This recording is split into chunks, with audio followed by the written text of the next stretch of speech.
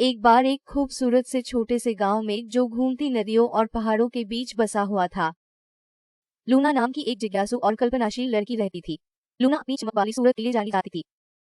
एक दिन सुबह जब लूना एक घुमावदार रास्ते पर जा रही थी तो उसे गांव के चौराहे के पास पड़ी एक प्राचीन दिखने वाली किताब दिखाई दी। पुस्तक अलग सी रोशनी फैला रही थी, जैसे उसमें कुछ अलौकिक हो जो लूना को अपने पन्नों को खोलने के लिए बुला रही थी।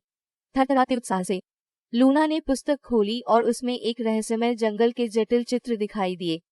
लूना की आंखें आश्चर्य से फूल गई। उसे पता था कि वह इस चमत्कारिक जगह को ढूंढना होगा। पन्नों से जंगल की जादुई कहानियां बोलती थी, जहां जादुई प्राणी आजादी से घूमते थे और हर पेड़ कुछ न कुछ छुपाता था। जादुई कहानियों के प्रेरणादायक होने पर लूना ने अनजाने में एक यात्रा पर निकल दी। जैसे ही वह जंगल के मध्य में कदम रखी, उसे उत्सुकता से भरी हवा महसूस हुई। पेड़ बुद्धिमान प्राचीन जादू की कहानियों को फुसफुसाते थे, पत्तियां उस धुन पर नृत्य करती थी जो सिर्फ वे सुन सकती थी। लूना गहराई में आगे बढ़ते हुए उसे एक रहस्यमय पिक्सी स्पार्कल से मिला जो उसके चारों ओर खुशी से उड़ता रहा। गॉस्मर के पंखों वाली चमकदार आंखों वाली स्पार्कल ने लूना को जादुई जंगल में खूबसूरत राहदार बनाया। दोनों ने कई मजेदार एडवेंचर्स की शुरुआत की, जैसे बात करने वाली स्क्विरल, बुद्धिमान उल्लू और खिलखिलाते यूनिकॉर्न से मिले। एक दिन लूना और स्पार्कल एक अजीब सा पेड़ खोज लिया जिसकी तना पर चमकदार क्रिस्टल थे। आकाश में एक मधुर आवाज गूंजती रही और पेड़ ने अपने आप को जंगल के जादू के रखवाले गार्डियन ट्री के रूप में प्रकट किया। गार्डियन ट्री ने बताया कि लूना को जादुई जंगल के संतुलन को बहाल करने का काम सौंपा गया था, जो धीरे धीरे अपनी जादू से वंचित हो रहा था।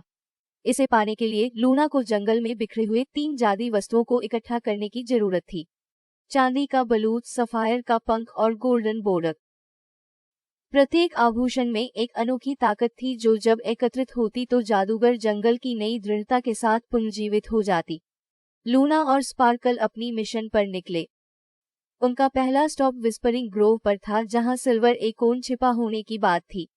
लूना ध्यान से सुन रही थी। प्राचीन पेड़ों ने साहस और दोस्ती की कहानियां साझा की और मार्गदर्शन दिया जो उसे खोजने में मदद करेगा। अगले वे क्रिस्टल गुफाओं में जा पहुंचे, जो चमकदार क्रिस्टलों का एक झकास भूल भुलाया है। लूना और स्पार्कल ने मुश्किलों का सामना किया और समस्याओं को हल करके सैफायर फेदर वापस पाया। बुद्धिमान क्रिस्टल स्पिंक्स द्वारा संरक्षित पंख ठंडी और शांत ऊर्जा से झिलमिलाता था। उनका अंतिम गंतव्य गोल्डन मीडो था, जहां रेडिएट लोटस की झिलमिलाती पंखुड़ियों के नीचे गोल्डन ड्यूड्रॉप इंतजार कर रहा था। लूना ने सावधानी से नाजुक फूल के पास जाकर उसे छुआ और उसके ओस की बूंद से एक गर्म सुनहरी चमक ने उसे घेर लिया। लूना ने उसकी जड़ों पर 3 वस्तुओं को रख दिया। गार्डियन ट्री की डालें हिली और एक ऊर्जा का बुर्स्ट हुआ जो जादुई जंगल में फैल गया। जंगल के पहले फीके रंग अब जीवंत होकर उभर रहे हैं और पेड़ों के बीच में एक सुरीली मेलोडी गूंज रही थी। लूना और स्पार्कल खुश हुए जब जादुई प्राणियों ने उनके घर की मरम्मत का जश्न मनाया। स्टारडस्ट के छिड़काव के साथ लूना हमेशा अपने नए दोस्तों और मंत्रमुग्ध जंगल के जादुई चमत्कारों को फिर से देख सकती थी।